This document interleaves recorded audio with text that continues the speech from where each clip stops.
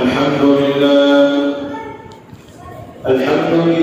نحمده ونستعينه ونستغفره ونؤمن به ونتوكل عليه ونعوذ بالله من شرور أنفسنا ومن سيئات أعمالنا من يهده الله فلا مضل له ومن يضلله فلا هادي له ونشهد أن لا إله إلا الله وحده لا شريك له ونشهد أن سيدنا ونبينا وسندنا ومولانا محمدا عبده ورسوله أما بعد فأعوذ بالله من الشيطان الرجيم بسم الله الرحمن الرحيم ألم يأن للذين آمنوا أن تخشع قلوبهم لذكر الله وقال في مقام آخر وهديناه النجدين صدق الله العظيم وقال النبي صلى الله عليه وسلم التائب من الذنب كمن لا ذنب له أو كما قال عليه الصلاة والتسليم اللهم صل على محمد في أول كلامنا اللهم صل على محمد في أوسط كلامنا اللهم صل على محمد في آخر كلامنا اللهم أيدنا بتأييدك اللهم أيدنا بتأييدك اللهم أيدنا بتأييدك میرے محترم بزرگ اور عزیز دوستوں، امت تعظیم سرمایہ نوجوان ملت، جیسا کہ آپ لوگوں کو گزشتہ جمعہ بتایا گیا تھا کہ اس جمعہ میں توبہ کرنے والوں کی فضیلت کے بارے میں بیان ہوا۔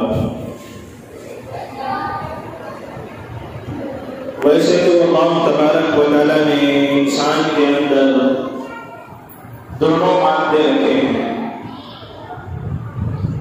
انسان نیک کام بھی کر سکتا ہے اور برائی والا کام بھی کر سکتا ہے۔ انسان اگر چاہے تو نماز بھی پڑھ سکتا ہے، انسان اگر چاہے تو نماز چھوڑ بھی سکتا ہے، انسان اگر چاہے سود لے بھی سکتا ہے، انسان اگر چاہے سود کو ترک بھی کر سکتا ہے، انسان اگر چاہے تو بھائی بہنوں کے حق کو ادا کر سکتا ہے، انسان اگر چاہے تو بھائی بہنوں کے حق کو مار کر اپنے اکاؤنٹ میں ڈال سکتا ہے۔ انسان کو دنیا میں اختیار دیا گیا ہے۔ جس طرح ہم کو کالجوں میں، مدرسوں میں، امتحان ہال میں، ایگزام ہال میں اختیار دیا جاتا ہے بچوں کو، 3 گھنٹے آپ کے پاس قلم بھی موجود ہے، 3 گھنٹے آپ کے پاس پیپر بھی موجود ہے، کاغذ بھی موجود ہے، آپ کا دل جو چاہے وہ لکھا کرو۔ اسی طرح یہ دنیا ایک نظام حال ہے، یہاں پر اللہ نے امتحان کے لیے بھیجا ہے اور زندگی دینی ہے، کسی کو 60 سال کی، کسی کو 70 سال کی، کسی کو 20 سال کی، کسی کو 15 سال کی، کسی کو 100 سال کی۔ جس طرح وقت ختم ہونے کے بعد بچے کے ہاتھ سے پیپر نکال لیا جاتا ہے، اسی طرح موت کا فرشتہ آنے کے بعد انسان کو جو زندگی دی گئی ہے اس کے اندر جو عمل کرنا ہے اس کا وقت ختم ہو جاتا ہے۔ جس طرح 3 گھنٹے بچے کو دیا جاتا ہے، وہ وقت ختم ہونے کے بعد اگر وہ چاہے کہ صحیح سوال کا جواب لکھو تب بھی وہ صحیح سوال کا جواب لکھ نہیں پاتا، کیوں؟ اس کے پاس وقت نہیں ہے۔ اسی طرح دنیا کا ایک ماحول ہے، یہ دنیا کیا ہے؟ امتحان گاہ ہے، امتحان کی جگہ ہے۔ اللہ نے زندگی دی ہے، اس کے اندر توبہ کرنا ہے، کیونکہ انسان دونوں چیزوں سے مرکب ہے۔ انسان نماز بھی ادا کر سکتا ہے، اگر چاہے تو نماز بھی چھوڑ سکتا ہے، ہر نیک عمل وہ اپنی زندگی میں لا سکتا ہے، نبی کی سیرت کو اپنا سکتا ہے، اگر چاہے تو نبی کی سیرت کو چھوڑ کر دوسروں کے سنت، دوسروں کے طریقے کو اپنا سکتا ہے۔ اسی لیے میں نے قرآن شریفہ میں ایک آیت پڑھی، پارہ نمبر 30 کی، وَهَدَيْنَاهُ النَّجْدَيْنِ، ہم نے انسان کو 2 راستے عطا فرمائے ہیں، ایک صراط مستقیم والا راستہ، ایک غیر المغضوب علیہم ولا الضالین والا راستہ۔ تم چاہو تو صراط مستقیم پر عمل کرو، تم چاہو تو نماز پڑھ کے صراط مستقیم پر آ جاؤ، تم چاہو تو بھائی بہنوں کے حقوق کو ادا کر کے صراط مستقیم پر آ جاؤ، تم چاہو تو شراب کو چھوڑ کر صراط مستقیم پر آ جاؤ، تم چاہو تو اپنے حقوق کو ادا کرتے ہوئے صراط مستقیم پر آ جاؤ، تم چاہو تو اپنے والدین کی فرمانبرداری کر کے جنت کا مستحق بن کر صراط مستقیم پر آ جاؤ، اگر چاہو تو صراط مستقیم سے ہٹ کر غیر المغضوب علیہم ولا الضالین بھی تم اختیار کر سکتے۔ یعنی اللہ نے دونوں طریقے عطا فرمائے، اختیار عطا فرمایا، دونوں راستے انسان کو دے دیے ہیں۔ زندگی دینی ہے، اس کا حساب اب نہیں لیا جائے گا، موت کے بعد اس کا حساب لیا جائے گا۔ جس طرح ایگزام ہال سے جب بچے کے ہاتھ سے پرچہ نکال دیا جائے گا، جب ممتحن یعنی اس کو چیک کرنے والا اس کو نمبر دیا جائے گا، تو جب پتا چلے گا کہ یہ کامیاب ہے، یہ ناکام ہے، یہ فرسٹ پوزیشن پانے والا ہے، یہ دوسرے پوزیشن پانے والا ہے، یہ شہر بنور میں سب سے اعلیٰ نمبرات کا کامیاب ہونے والا ہے، یہ مدرسے میں سب سے اعلیٰ نمبرات سے کامیاب ہونے والا ہے، جب پتا چلے گا۔ اسی طرح جب دنیا سے انسان جائے گا تو جب پتا چلے گا کہ نماز کے اندر سے کتنے نمبرات ہیں، بیوی بچوں کے حقوق ادا کرنے کے اعتبار سے اس کے کتنے نمبرات ہیں، جنت کی سرٹیفکیٹ ادا کرنے کے اعتبار سے اس کے کتنے نمبرات ہیں، جہنم میں جانے کے اعتبار سے اس کے کتنے نمبرات ہیں، یہ ساری چیزوں کا حساب موت کے بعد کی زندگی میں لگایا جائے۔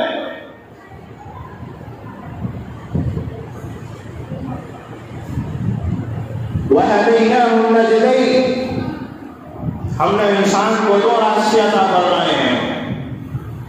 جب انسان صراط مستقیم کو چھوڑ کر زندگی گزارتا ہے تو قرآن پاک اس کو یاد دلاتا ہے، اے انسان تجھے بیکار پیدا نہیں کیا گیا، صراط مستقیم کو چھوڑ کر تو زندگی گزار رہا ہے، شراب نوشی کر رہا ہے، بیوی کا حق مار رہا ہے، بچوں کو دینی درسگاہ سے دور کر رہا ہے، دینی تعلیم سے دور کر رہا ہے، کھڑے ہو کر پیشاب کر رہا ہے، نبی کی سنت سے دور ہو رہا ہے، اپنے ہاتھ سے نبی علیہ السلام کی سنت کو کاٹ رہا ہے، یعنی گاڑی کاٹ رہا ہے، ہر سنت کو تو چھوڑ رہا ہے، تو قرآن یاد دلاتا ہے۔ اللہ تبارک و تعالیٰ پارہ نمبر 18 کا قرآن اللہ تبارک و تعالیٰ انسانیت کو یاد دلاتے ہوئے فرمایا، أَفَحَسِبْتُمْ أَنَّمَا خَلَقْنَاكُمْ عَبَثًا وَأَنَّكُمْ إِلَيْنَا لَا تُرْجَعُونَ، اے انسان تو یہ سمجھتا ہے دنیا کی رنگ رویلی زندگی میں تجھے بیکار پیدا کیا گیا ہے، قسم خدا کی تو دنیا میں ایک دکان بناتا ہے، بغیر کسی مقصد سے پیدا نہیں کرتا،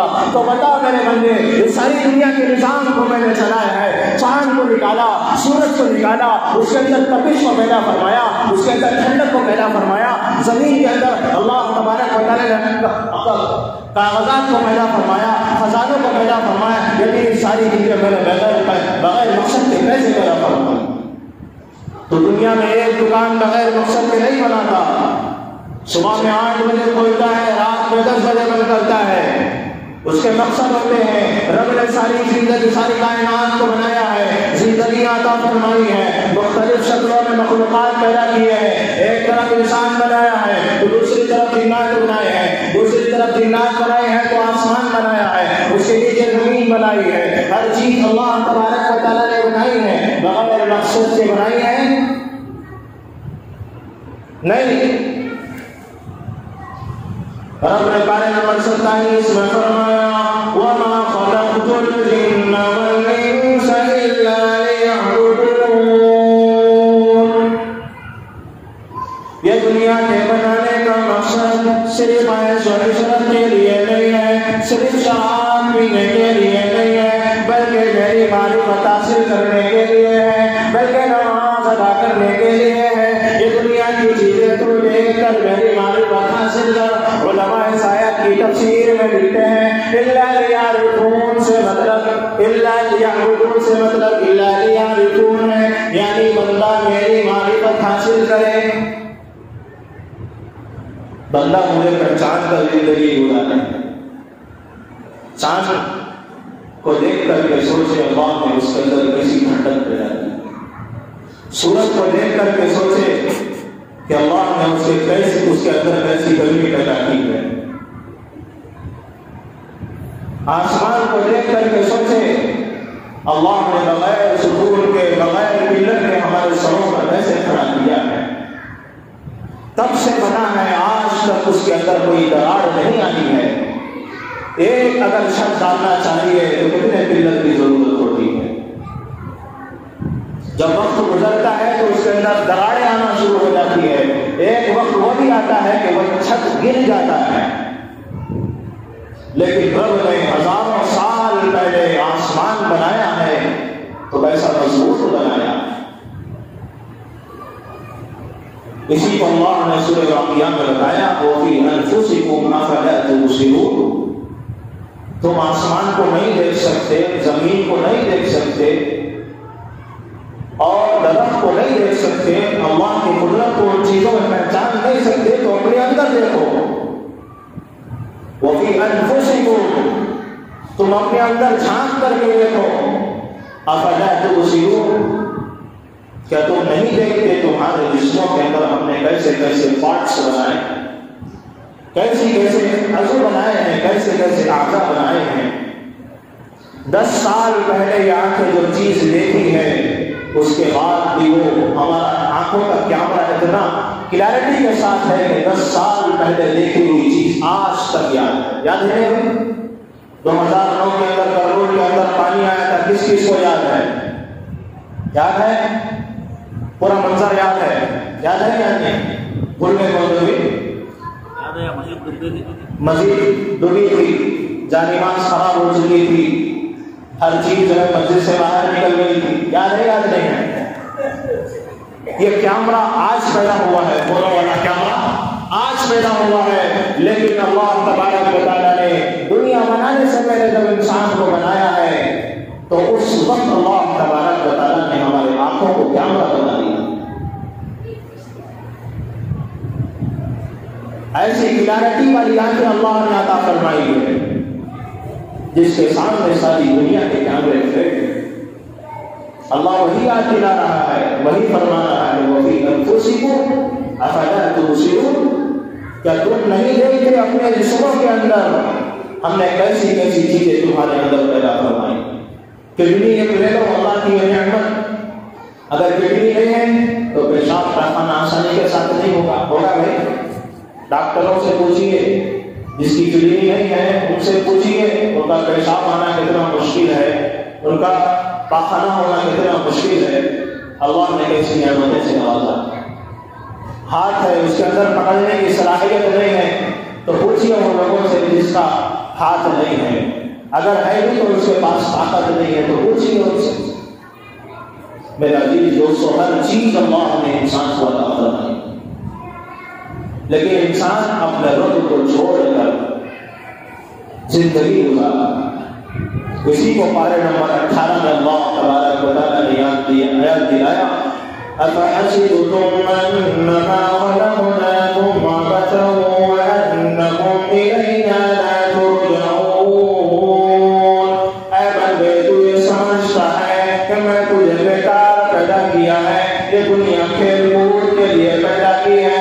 نہیں نہیں، آگے تو بڑھ کے اللہ فرماتا ہے وَأَنَّكُمْ إِلَيْنَا لَا تُرْجَعُونَ، ضرور بھی ضرور تو میری طرف لوٹ کر آنا ہے، جنت کی طرف آنا ہے، جہنم کی طرف آنا ہے، میرے سامنے کھڑے ہونے کا وقت قریب ہے، موت کا مزہ چکنا ہے، اس سے پہلے پہلے تیاری کر کے آ جایا کرو۔ ایک اور آیت پارے نمبر 20 کی، ماں اپنے بیٹے کو اس طرح سمجھاتی ہے پیار سے، بیٹا فلاں غلطی مت کرو، اس طرح کرنے سے یہ ہوتا ہے وہ ہوتا ہے۔ اسی طرح اللہ تبارک و تعالیٰ نے پیارے نمبر 30 میں بندوں کو سامنے رکھتے ہوئے فرمایا یا ایھا الانسان ما غرک بربک الکریم، اے انسان تجھے کون سی چیز تیرے رب کے معاملے میں دھوکے میں ڈال رکھی ہے، یعنی میرے اور تیرے درمیان میں وہ کون سی چیز ہے جس کی وجہ سے تو مجھ سے دور ہو رہا ہے، جس کی وجہ سے تو میرے دربار سے دور ہو رہا ہے، جس کی وجہ سے میرے حکم کو چھوڑ کر اس چیز کی طرف تو جا رہا ہے۔ یا ایھا الانسان ما غرک بربک الکریم، مہربان رب سے وہ کون سی چیز ہے تجھے دور کر رہی ہے، آجا میرے پاس آجا، میں تیرے سارے گناہوں کو معاف کروں گا۔ اگر تو 100 سال شراب پینے والا ہے، ایک مرتبہ میرے دربار میں آ کر ایک آنسو کا قطرہ ٹپکا دے، خدا کی قسم میں تیرے گناہوں کو معاف کرنے والا ہوں۔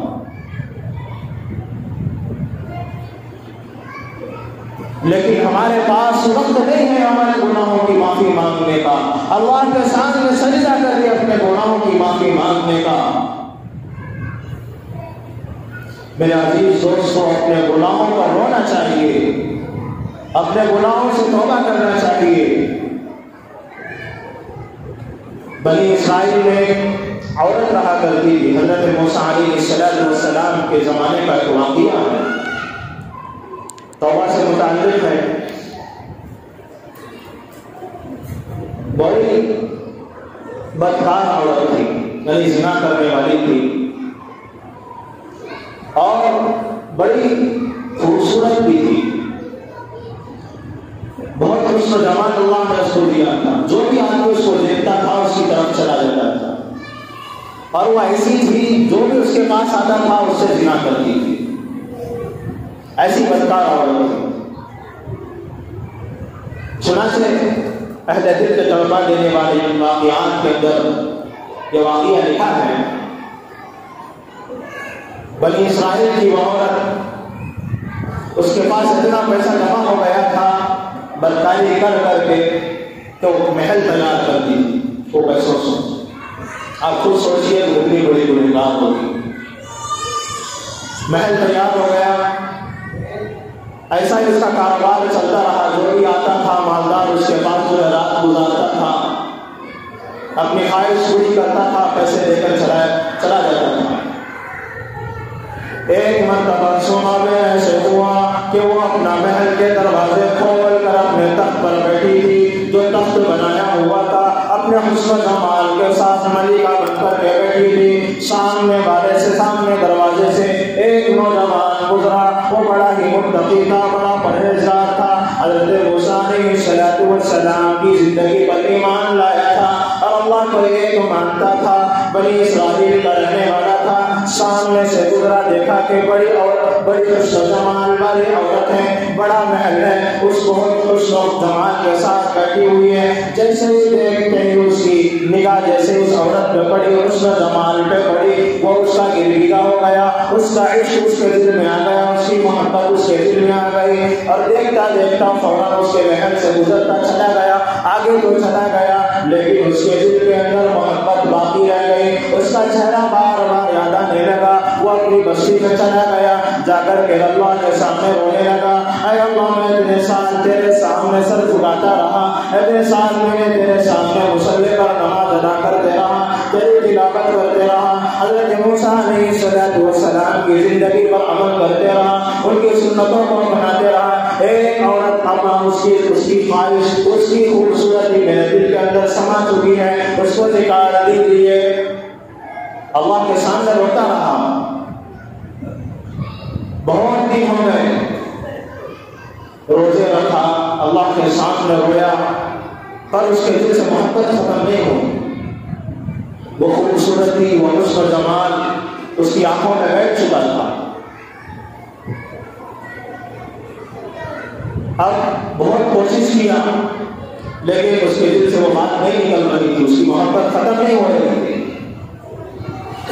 اب جو ہے فیصلہ کر لیا کہ اس عورت کے پاس جاؤں گا، چنانچہ اپنے پاس جو مال تھا سارا بیچ دیا، بیچ کر جو پیسہ اس کے پاس جمع ہوا اس عورت کے پاس گیا، جا کر کے پیسہ دے دیا، اس لیے کہ اس کے پاس جانے سے پہلے پیسہ دینا تھا۔ پیسہ دے دیا، دینے کے بعد کمرے میں دونوں لوگ جمع ہو گئے، وہ خوبصورت عورت کے نوجوان جو اللہ کی عبادت کرتا تھا ایک چارپائی پر جمع ہو گئے، دونوں نے گفتگو شروع کر دی۔ اتنے میں اللہ تبارک و تعالیٰ نے اس نوجوان کے دل میں خوف پیدا کر دیا، وہ یہ سوچنے لگا میں اتنے سال سے رب کی عبادت کرتا تھا، اللہ کے سامنے سر جھکاتا تھا، مصلی پر کھڑا ہو کر نماز ادا کرتا تھا، یہ کیسا وقت میری زندگی میں آ گیا، میں ایک عورت کے محل میں ایک کمرے کے اندر ایک چارپائی کے اندر پیسے ادا کر کے اس کے سامنے بیٹھا ہوں زنا کرنے کے لیے، یہ میری کیسی زندگی ہے؟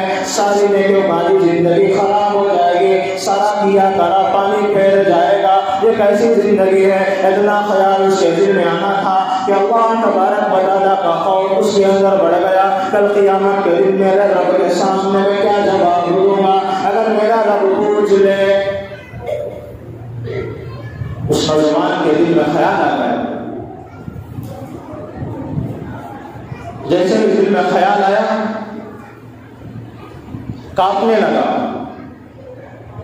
جیسے ہی وہ نوجوان اپنے دل میں خیال آنے کے بعد کانپنے لگا، وہ عورت سامنے بیٹھی ہوئی تھی پوچھنے لگی، اور نوجوان خوبصورت نوجوان بتا کیوں کانپنے لگا ہے؟ کیا پہلی مرتبہ آیا ہے؟ کیا میرے پاس پہلی مرتبہ ہے؟ بتا بتا۔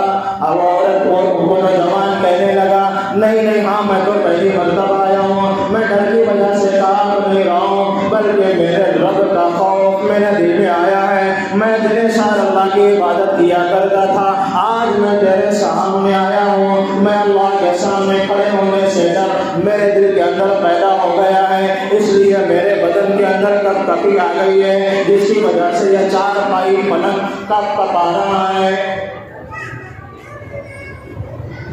عورت کہنے لگی تمہارا چہرہ پیلا پڑ گیا ہے۔ خوبصورت نوجوان کہنے لگا ہاں اللہ کے خوف سے میرا چہرہ خوبصورت جو ہے تھا پیلا پڑ گیا ہے۔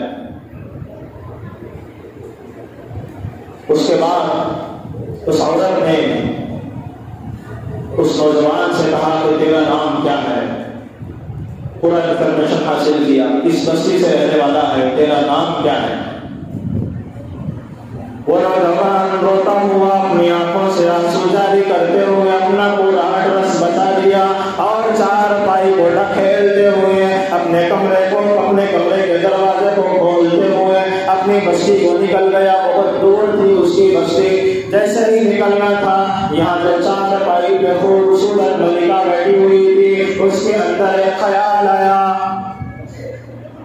ابھی تمہارا لڑکا جس نے ساری زندگی اللہ کی نافرمانی نہیں کی، اللہ کے سامنے سر جھکاتا رہا، اس کے اندر اتنا ڈر ہے، میری زندگی اتنی گزر گئی ہے، سارے مالدار میرے سامنے آ کر میرے بستر پہ سویا کرتے ہیں، میں نے کبھی ایسا نوجوان نہیں دیکھا۔ یہ سوچنے لگی چارپائی پہ بیٹھ کر، وہ نوجوان تو چلا گیا، جا کر اللہ سے توبہ کی، معافی مانگی، اپنی عبادت میں لگ گیا۔ اصل میں اللہ تبارک و تعالیٰ دونوں کی اصلاح کرنا چاہتے تھے، اس نوجوان کی بھی اصلاح اور اس عورت کی بھی اصلاح۔ اور امت کو یہ بتانا چاہتے تھے تم جس قسم کے بھی گنہگار ہو، اگر ہمارے دربار میں ایک مرتبہ تم آتے ہو، ایک قطرہ بھی ہمارے دربار میں تم بہاتے ہو، قسم خدا کی 100 سال کا گنہگار کی زندگی کو معاف کرنے کے لیے تیار۔ لیکن ایسا ہونا چاہیے۔ چنانچہ وہ عورت سوچنے لگی، چنانچہ اس کے اندر بھی اللہ کا خوف پیدا ہو گیا۔ چند منٹ اس نوجوان کے سامنے بیٹھی تھی، وہ اللہ کا بہت ہی بڑا ولی تھا، اللہ کو یاد کیا کرتا تھا۔ میں اس پر ایک بات آپ کو بتاتا ہوں، کبھی کبھی وقت نکال کر اللہ والوں کی صحبت میں بیٹھا کرو، کبھی کبھی وقت نکال کر علماء سے صحبت اختیار کیا کرو۔ اس صحبت کی وجہ سے، اس صحبت کی برکت کی وجہ سے اللہ تبارک و تعالی تمہارے تکلیفوں کو دور کروائیں گے، صراط مستقیم پر تم کو لگائیں گے۔ دیکھو چند منٹ کی صحبت اس عورت کی زندگی بدل گئی۔ میں آگے بتاتا ہوں اس عورت نے کیا کیا۔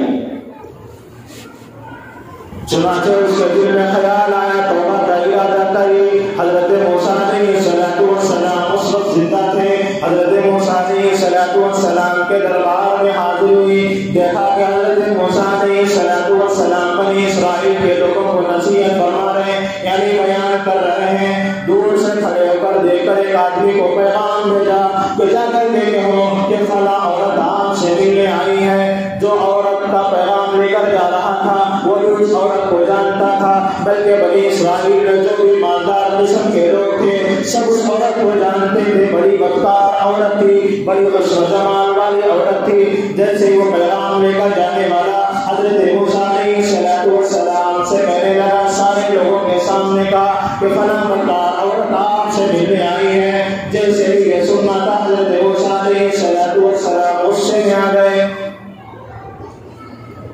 یعنی پیغام لے کر آنے والا اس انداز سے کہا کہ بڑی گنہگار عورت آپ سے ملنے آئی ہے۔ سامنے والے سوچنے لگے، جو بیان سننے والے تھے، کہ موسیٰ علیہ السلام کا تعلق اس عورت سے کیا ہے۔ اچانک آدمی کے ذہن میں خیال پیدا ہوتا ہے، انہوں نے اس طرح اس کا تعلق کرایا، بدکار عورت آپ سے ملنے آئی ہے، فوراً ملنا چاہتی ہے۔ موسیٰ علیہ السلام کو غصہ آ گیا، لوگ غلط مثل لے رہے ہیں۔ موسیٰ علیہ السلام جو ہے بہت جلال والے تھے، بہت غصے والے تھے۔ حضرت موسیٰ علیہ السلام نے فوراً جواب دے دیا، جاؤ جاؤ، میں اس عورت سے ملنا نہیں چاہتا۔ وہ پیغام لینے والا، جو پیغام دینے والا تھا، اللہ کے نبی علیہ السلام کی طرف سے پیغام لے کر جا کر اس عورت کو دے دیا کہ موسیٰ علیہ السلام آپ سے ملنا نہیں چاہتے۔ وہ گھبرا گئی، ڈر گئی۔ پہلے میرا رب مجھ سے پریشان تھا، اب نبی بھی پریشان ہے، اب کیا کرو؟ رب بھی پریشان ہے، نبی بھی پریشان ہے، نبی مجھ سے بات کرنا بھی پسند نہیں کرتا، میں کس کے سامنے اپنا مسئلہ؟ چنانچہ وہ روتی ہوئی مجلس سے باہر نکل گئی، اپنے محل میں گئی، دروازہ بند کیا۔ اس نے کسی بڑے آدمی سے سنا تھا جب بھی کوئی توبہ کرنا ہے تو اللہ کے سامنے سجدہ کرنا ہے، ارادہ کرنا ہے۔ اس کو بات یاد آ گئی، اپنا محل کا دروازہ بند کر کے اللہ کے سامنے سجدہ کیا، صرف سجدہ کیا، اللہ کے سامنے روتی رہی، اپنے گناہوں پر گڑگڑاتی رہی، آئندہ نہ کرنے کا ارادہ عزم لے کر اللہ کے سامنے حاضر ہو گئی، اللہ کے سامنے اپنے ماتھا ٹیک کر اللہ کے سامنے روتی رہی، گڑگڑاتی رہی، یہاں تک کہ صبح ہو گئی۔ صبح اٹھی، خیال آیا کہ میں عورت ذات ہوں، میں تو توبہ کر چکی ہوں، لیکن جو بستی میں مالدار قسم کے لوگ ہیں جو پیسہ پھینک کر مجھ سے زنا کرتے ہیں، میں توبہ تو کر چکی ہوں، لیکن آنے والا کس انداز کا ہوگا؟ مجھ سے زنا بل جبر کرے گا، یعنی جبر کے ساتھ زنا کرنے والا بھی ہوگا، اس لیے اس بستی میں رہنا میرا مشکل ہے۔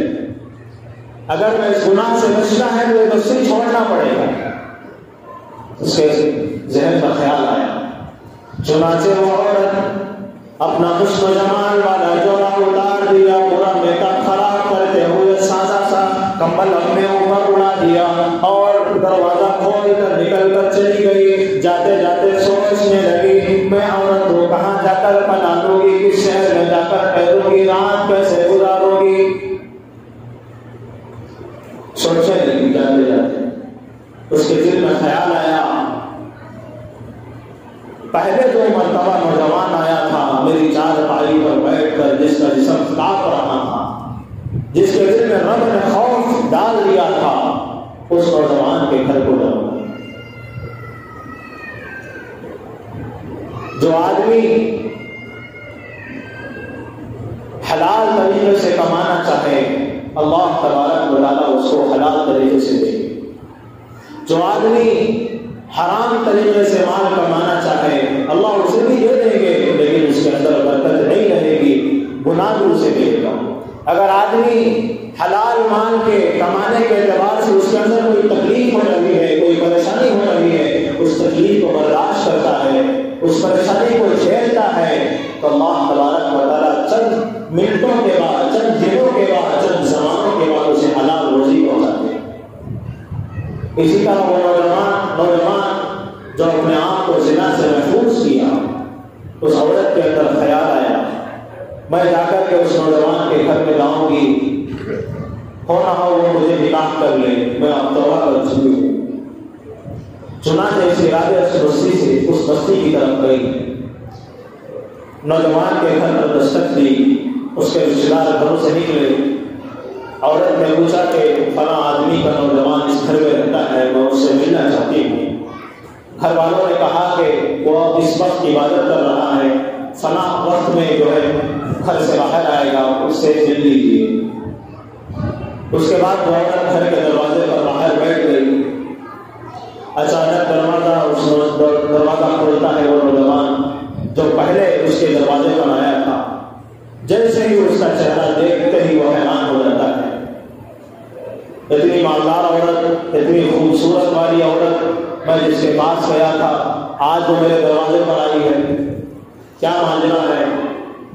اس کے ذہن میں بہت سارے خیالات آنے لگے، ہو نہ ہو اسے زنا کرنے کے لیے آئی ہے، میں بڑی مشکل سے اپنے ایمان کو بچاتے ہوئے، اپنی نمازوں کو بچاتے ہوئے، اپنے رب کے یقین کو بچاتے ہوئے، اللہ کے خوف کو بچاتے ہوئے، اپنے دل کے اندر پیدا ہونے والے تقوی کو بچاتے ہوئے میں اس کے دربار سے آیا تھا، تب جا کر کے اس کی محبت میرے دل سے نکل گئی ہے، پھر میرے دروازے پر آئی ہے، پریشان ہو گئے۔ جیسے ہی پریشان ہونا تھا، وہ خوبصورت مرد نوجوان اس کے چہرے کو دیکھتا دیکھتا انتقال کر گئے، چوکٹ پر پڑا اس کا انتقال ہو گیا، اسی سجدے کے اندر انتقال ہو گیا۔ میرا ایمان کس طرح میں نے بچایا تھا آج خراب ہونے کے قریب ہے۔ کس طرح فکر تھی ایمان کو بچانے کی، کس طرح فکر تھی گناہوں سے بچنے کی، کس طرح فکر تھی زنا سے بچنے کی۔ چار پائی پر بیٹھا ہے، کوئی دیکھنے والا نہیں ہے، وہ بھی عورت کیسی ہے، اس کے پاس جانے کے بعد کوئی آدمی اس کو روکنے والا نہیں ہے۔ ایسی عورت کے پاس جا کر کے اپنا ایمان بچا کر کے آیا ہے۔ میرے عزیز دوستو، آج ایسے ایمان کی ضرورت ہے، ایسا توبہ کرنے کی ضرورت ہے، ایسی توبہ اللہ تبارک و تعالیٰ قبول فرماتے ہیں۔ اس لیے ہمیں چاہیے نگاہوں کی حفاظت کرنا چاہیے۔ زنا کی سب سے پہلی چیز ہے نگاہ۔ نگاہ جب پڑتی ہے کسی عورت پہ، فوراً اس نگاہ کو ہٹا دینا چاہیے۔ اگر نگاہ نہیں ہٹی، فوراً ہماری آنکھیں اس کی فوٹو کھینچ لیتی ہیں، جیسے ہی فوٹو کھینچتی ہے تو دل میں شفٹ ہو جاتی ہے۔ جب دل میں شفٹ ہو جاتی ہے، دل اس کو صاف کر کے اس کی فوٹو بنا کر کے رکھتا ہے۔ وقتاً فوقتاً دل یاد دلاتا رہتا ہے، ذہن یاد دلاتا رہتا ہے وہ عورت اس قسم کی تھی، اس کا حسن و جمال اس طرح تھا۔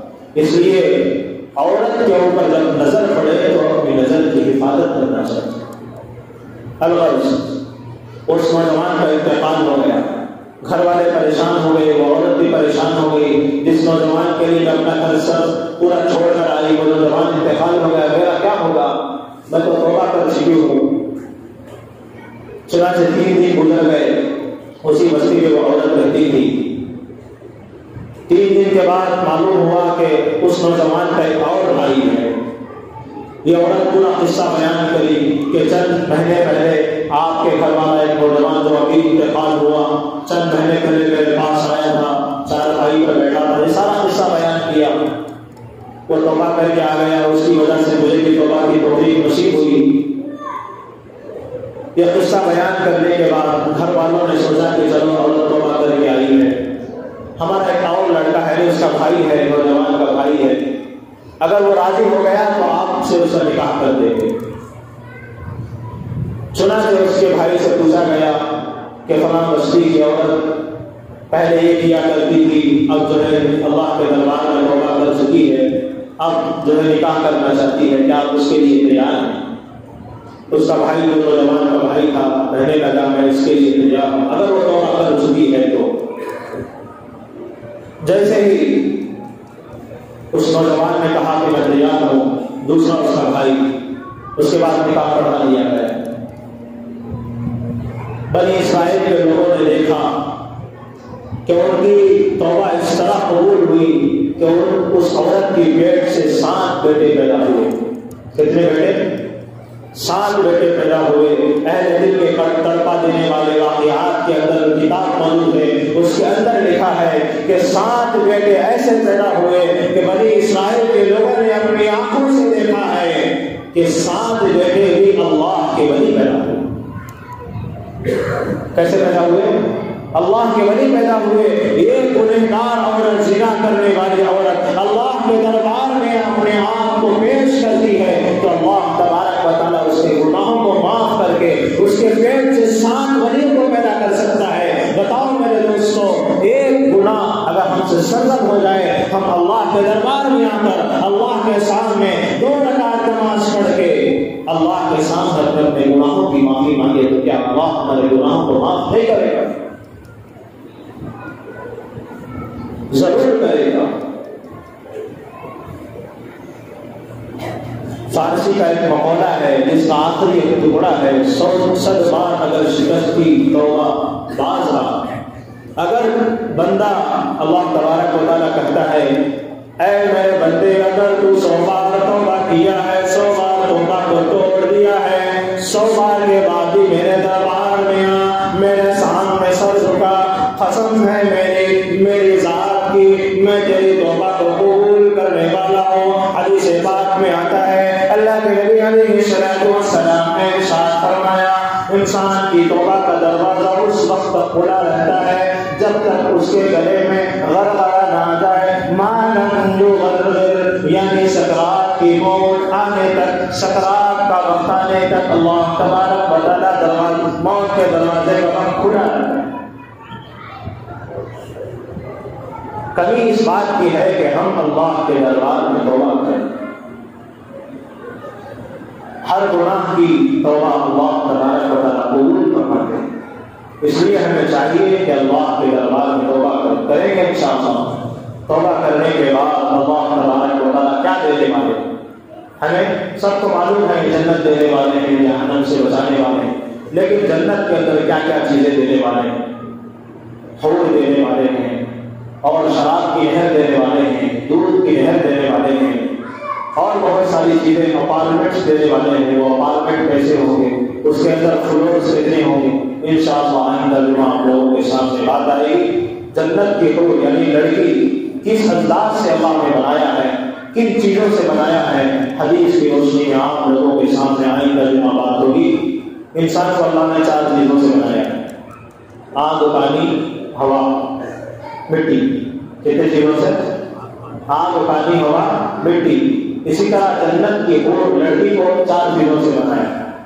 وہ مٹی سے نہیں بنایا ہے، کس سے بنایا ہے انشاءاللہ اندر آپ لوگوں کے سامنے بات ہوگی۔ آپ حضرات ضرور سے پہلے آنے کی کوشش کریں تاکہ ہماری بات آپ تک پوری آسانی کے ساتھ پہنچ سکے۔ وآخر دعوانا الحمد لله رب العالمين.